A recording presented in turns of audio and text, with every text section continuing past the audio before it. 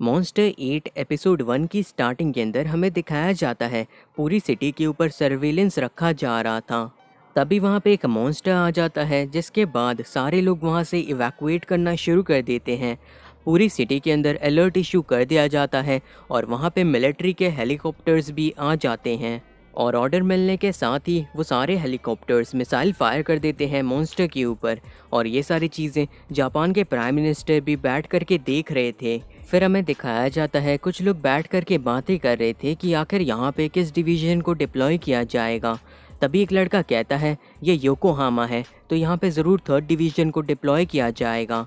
जिसके बाद हमें दिखाया जाता है एक लड़की हेलीकॉप्टर से नीचे कूदती है और वो सीधा मॉन्स्टर के सामने जाके लैंड करती है। उसके बाद वो मॉन्स्टर के ऊपर फायर करती है और उसके फायर का असर हो रहा था उस मॉन्स्टर के ऊपर। तभी वहाँ पे उसके टीम के बाकी लोग भी आ जाते हैं और मॉन्स्टर के ऊपर फायर करने लगते हैं।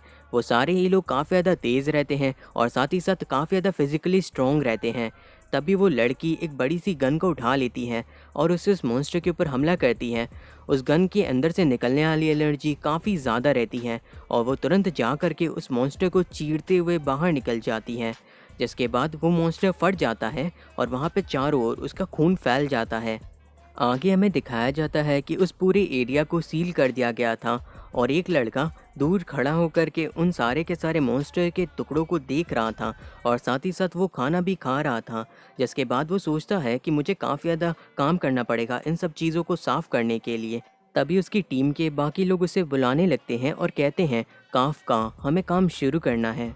उसके बाद हमें दिखाया जाता है 3rd डिवीज़न के सभी लोग उस मॉन्स्टर यानी काइजू को ख़त्म करके जा रहे थे और सारे लोग उन्हें काफ़ी ज़्यादा चीयर कर रहे थे।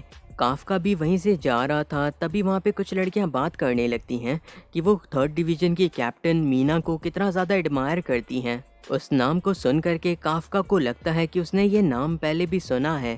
जिसके बाद वो वहाँ से जाने लगता है और मीना भी उसके बगल से ही जा रही थी। आगे हमें दिखाया जाता है साफ सफाई का काम शुरू हो गया था। जिसके बाद काफ़का बताता है कि उनकी लड़ाई तब शुरू होती है जब सब कुछ ख़त्म हो जाता है और ये उनकी लड़ाई है जिसके बारे में किसी को भी परवाह नहीं, लेकिन फिर भी ये काम बहुत ही ज़्यादा ज़रूरी है। वो लोग मॉन्स्टर्स की बॉडी को साफ़ करते हैं और साथ ही साथ इज़ूमो टेक के लिए सैंपल्स कलेक्ट करते हैं। लेकिन फिर काफ़का सोचने लगता है 3rd डिवीज़न के लोग जब भी किसी भी काइजू को हराते हैं तो वो बहुत ही ज़्यादा चीज़ों को फैला देते हैं। काफ़का फिर थक हार करके अपने घर वापस आ जाता है और उसे अभी भी मॉन्स्टर की बदबू आ रही थी। जिसके बाद वो टीवी देखने लगता है और उसे पता चलता है कि मीना 27 साल की है और वो 3rd डिवीज़न की कैप्टन है। साथ ही साथ वो जल्द ही कमांडर लेवल पे प्रमोट होने वाली है।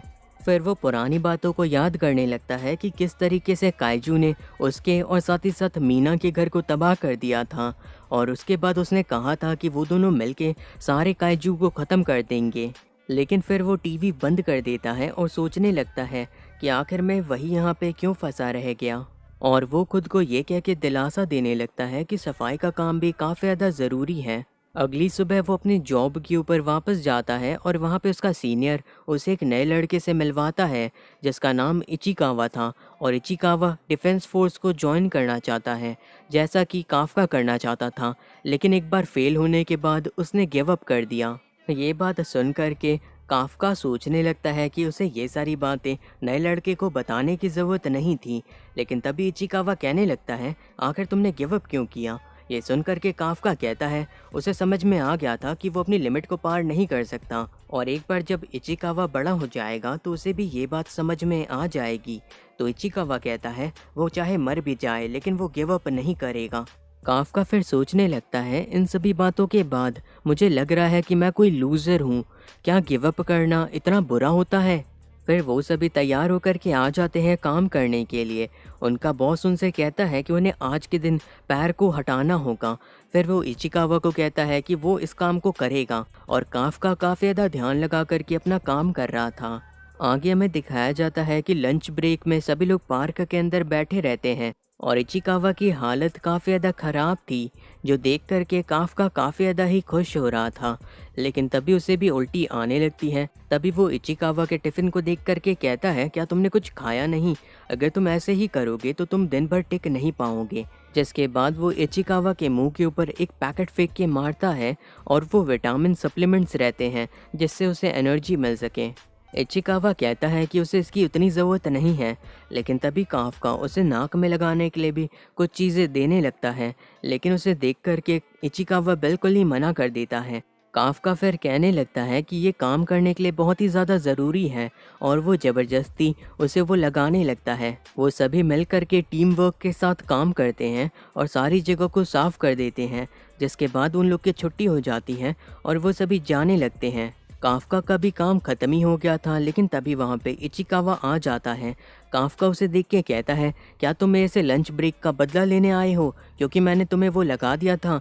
लेकिन इचिकावा उसे झुक करके थैंक यू कहता है, क्योंकि वो उसी की वजह से आज के दिन टिक पाया था। जिसके बाद इचिकावा वहाँ से जाने लगता है, लेकिन वो रुक कर के कहता है उन्होंने डिफेंस फोर्स की एज बढ़ा दी है, अब 32 ईयर के लोग भी अप्लाई कर सकते हैं। और वो उसे ये बात इसलिए बता रहा है क्योंकि उसे लग रहा था कि वो काफ़ी उदास है जब उसने उसे बताया था गिव अप करने के बारे में। लेकिन फिर वो कहने लगता है कि आखिरी डिसीज़न उसी का होगा। ये सुन कर के काफ्का कहता है तुम्हारा शुक्रिया। तभी अचानक से इचिकावा के पीछे एक बड़ा सा मॉन्स्टर आ जाता है, जिसे देख कर के इचिकावा वहीं पे जम जाता है और हिल भी नहीं पाता। लेकिन तभी वहाँ पे आ कर के काफ्का उसे बचा लेता है और ये देख कर के इचिकावा काफ़ी ज़्यादा हैरान रहता है। जिसके बाद वहाँ पे मॉन्स्टर दोबारा से उनके ऊपर हमला करता है, लेकिन वो दोनों जैसे तैसे करके बच जाते हैं।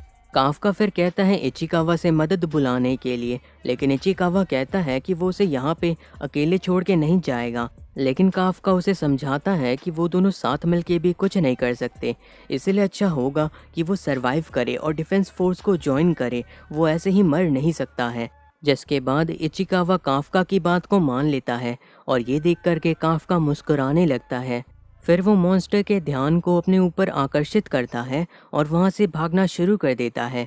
मॉन्स्टर उसका पीछा करता रहता है, लेकिन फिर काफ्का एक बड़ी सी बिल्डिंग के अंदर चला जाता है और वहाँ से वो दौड़ते हुए बड़ी मुश्किल से मॉन्स्टर से बच करके खिड़की को तोड़ करके बाहर कूद जाता है।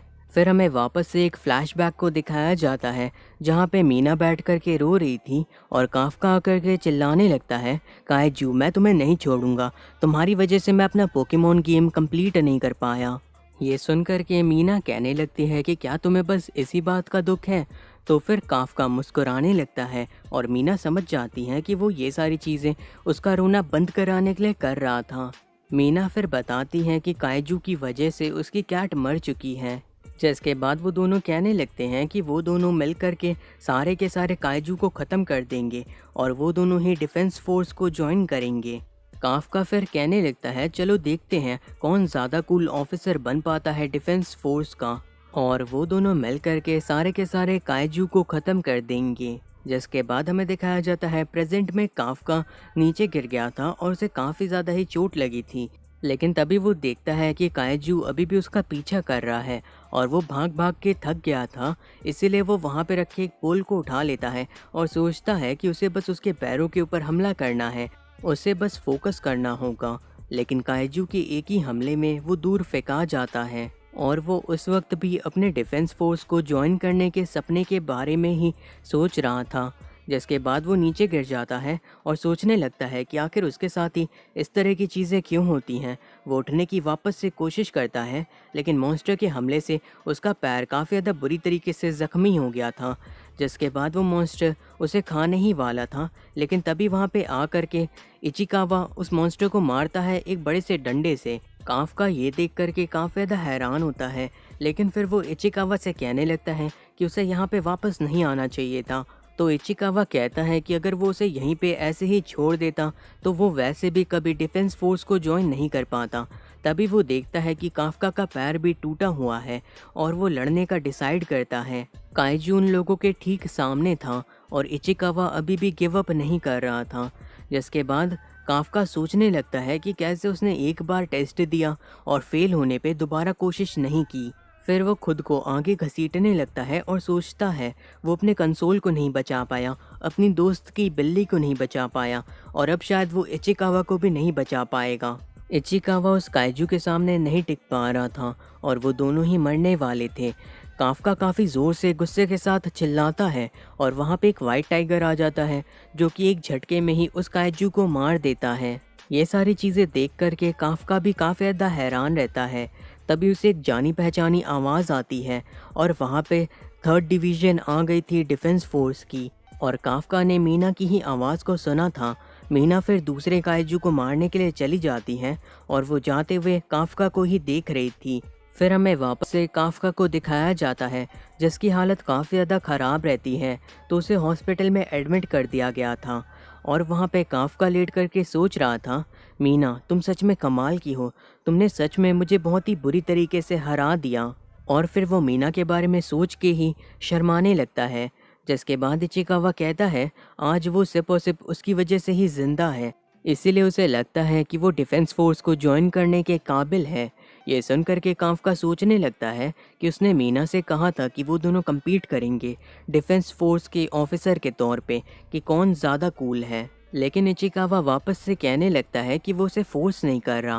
काफ्का खुद को पंच करता है और सोचता है वो हमेशा रियलिटी से भागता नहीं रह सकता, उसे दोबारा से कोशिश करनी होगी। इचिकावा उसकी बातों को सुन करके मुस्कुराने लगता है और वहाँ पे काफ्का कह रहा था कि वो एक बहुत ही ज़्यादा अच्छा डिफेंस फोर्स का ऑफिसर बनेगा। लेकिन तभी अचानक से उसके सामने एक उड़ता हुआ काइजू आ जाता है, जिसे देख करके काफ्का काफ़ी ज़्यादा डर जाता है। और वो जैसे ही चिल्लाने वाला था कि यहाँ पे एक काइजू आ गया है, वो काइजू कहता है आखिरकार मैंने तुम्हें ढूंढ ही लिया, और उसके बाद वो उसके मुंह के अंदर चला जाता है। इचिकावा उसकी आवाज़ को सुन करके कहता है कि क्या उसकी चोट में दर्द हो रहा है, लेकिन काफ्का उस काइजू की वजह से काफ़ी ज़्यादा छटपटा रहा था और उसकी बॉडी के अंदर काफ़ी सारे चेंजेस भी होने लगते हैं। इचिकावा फिर उठ करके पर्दे को हटाता है और वो ये देख करके हैरान रहता है कि वहाँ पे एक बड़ा सा काइजू था। तभी काफ्का खुद को शीशे में देखता है और वो ये देख करके हैरान हो जाता है कि वो एक काइजू में बदल गया है। और इचिकावा उसे चिल्लाता हुआ देख करके और भी ज़्यादा चिल्लाने लगता है, लेकिन फिर इचिकावा समझ जाता है कि ये काफ्का है। तभी वहाँ पे से जा रहे बूढ़े अंकल कॉल करने लगते हैं डिफेंस फोर्स को। काफ्का और इचिकावा थोड़ा सा घबरा जाते हैं क्योंकि उन्होंने खुद देखा था कि डिफेंस फोर्स ने काइजू की क्या हालत की थी। फिर इचिकावा कहता है काफ्का से वहाँ से भागने के लिए, जिसके बाद हमें वापस से एक फ्लैशबैक दिखाया जाता है जहाँ पे मीना कहती है कि उसे काइजू से डर लगता है। ये सुन करके काफ्का कहता है कि उसे सिर्फ और सिर्फ उनके पैरों के ऊपर हमला करना होगा ताकि वो बैलेंस न कर सकें। तो फिर मीना कहती है काइजू तो उनसे कई गुना ज़्यादा बड़े होते हैं ना, इसीलिए उसे काफ़ी ज़्यादा डर लगता है। ये सुन करके काफ्का उसके सर के ऊपर हाथ रखता है और कहता है उसे डरने की ज़रूरत नहीं है क्योंकि वो हमेशा ही उसके साथ रहेगा। फिर हमें दिखाया जाता है मीना नहा रही रहती है और इन्हीं सारी चीज़ों के बारे में सोचते हुए कहने लगती है कि काफ्का एक झूठा है। तभी उसे वहाँ पे एक कॉल आता है जिसे उठाने के बाद वो कहती है क्या एक काइजू हॉस्पिटल के अंदर है, ठीक है वो अपनी टीम के साथ वहाँ पे पहुँच जाएगी और उसे ख़त्म कर देगी। तो ये एपिसोड यहीं पे ख़त्म हो गया है। मैं उम्मीद करता हूँ कि आपको ये एक्सप्लेनेशन पसंद आई होगी, और अगर पसंद आई हो तो चैनल को सब्सक्राइब करना और वीडियो को लाइक करना मत भूलना। मैं मिलता हूँ जल्द ही किसी नई वीडियो के साथ।